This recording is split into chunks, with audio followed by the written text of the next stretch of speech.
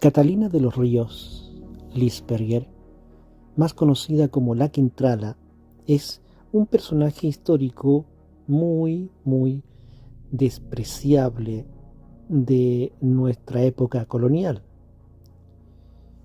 Vivió en pleno siglo XVII. Nació en 1604 y falleció en 1665.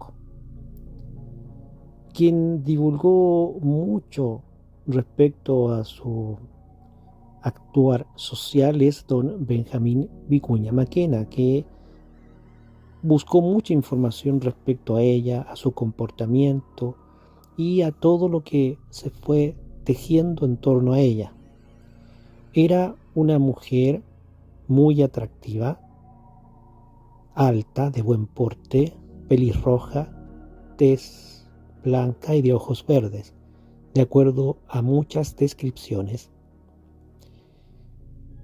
Se destacaba por ser una muy rica hacendada, tenía mucho poder económico y tenía a su vez muchos amigos en distintos lugares. Y se destacó por su carácter bastante violento y con muy pocos amigos. Dicen que tuvo más de algún pretendiente y que a uno de ellos lo envenenó por no satisfacer sus más íntimos deseos. Eso es lo que dicen. Se lee entre líneas lo que don Benjamín Vicuña Maquena ha escrito respecto a ella. La Quintrala indudablemente devela mucho misterio en aquella época. Se le acusó incluso, de acuerdo al rumor popular, que tenía pactos con el diablo. De ahí sus detractores que la acusan realmente de ser una bruja. Pero en cierto modo se destacó por ser bastante crueles sus actos con la servidumbre. De acuerdo a lo que describe Benjamín Vicuña Maquena, el nombre de Quintrala vendría del uso constante que hacía de una mata quitral que utilizaba como látigo de repente para azotar a sus empleados, a sus sirvientes, cuando algo no le agradaba de ellos o no respondían a sus exigencias de todo tipo como patrona de fondo. Habitó en sus haciendas, tenía muchas propiedades. Es cosa de buscar por internet, hay biografía bastante precisa y destaca mucho lo que don Benjamín Vicuña Maquena ha relatado. Hay muchas cosas que decir respecto a ella. Se habla mucho de que ella pagó para que rezaran por ella y se hicieran 1000 misas. Y la herencia prácticamente en el culto católico, el rito católico, es la famosa procesión de la Cruz de Mayo, que se celebra el 13 de mayo, para variar. Y en cierto modo es para honrar al Cristo de Mayo, el cual ella expulsó de su casa porque su mirada no era de su gusto y lo sacó de su casa.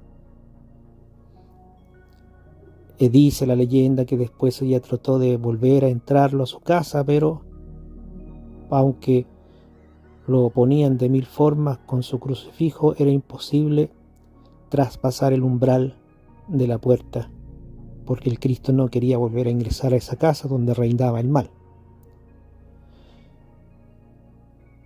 Era mucho la negatividad que le cernía en torno a ella, y de ahí que se especuló de que era bruja.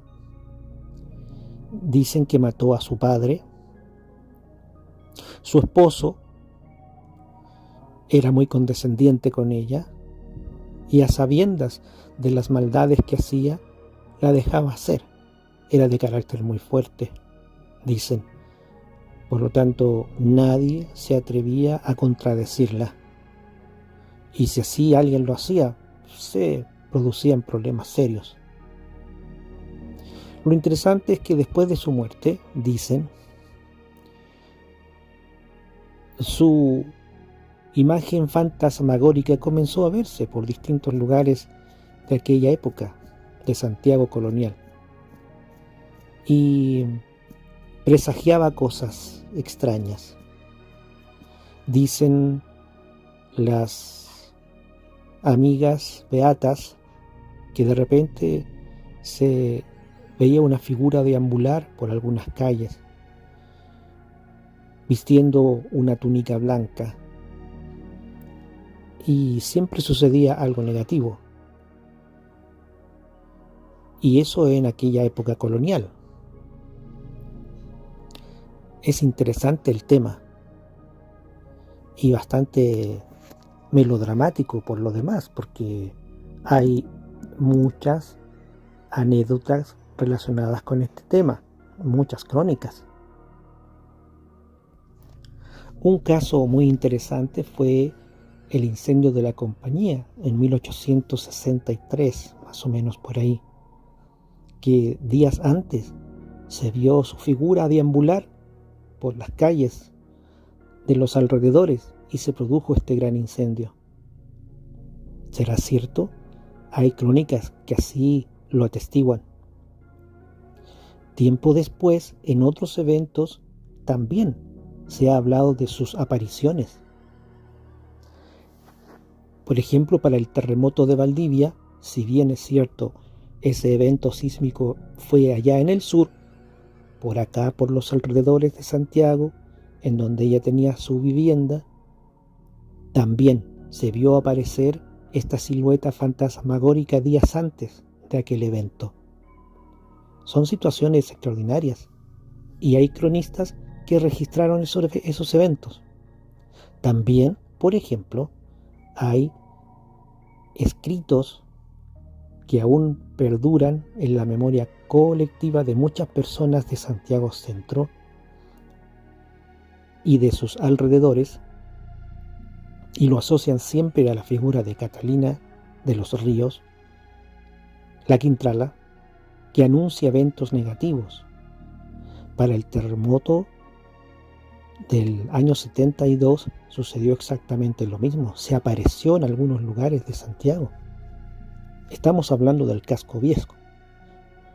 Después, para el terremoto del año 85 exactamente igual, también anduvo deambulando por aquellas calles, dicen, por aquellos recovecos de Santiago antiguo.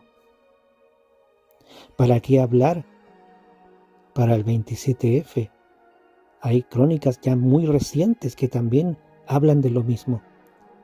¿Y para qué hablar del año 1973? El 11 de septiembre también. Es decir, se asocia a esta mujer, su aparición, su fantasma, a la tragedia. Y siempre días antes de algún evento negativo a nivel nacional. No local, sino a nivel nacional. Interesante. Hay cosas que quedan escritas y no se toma. La prensa no las considera, pero hay cronistas que sí dejan constancia de esos eventos. Es interesante. Hay que leer, hay que investigar, hay que averiguar cuán ciertas son esas crónicas. Hasta pronto.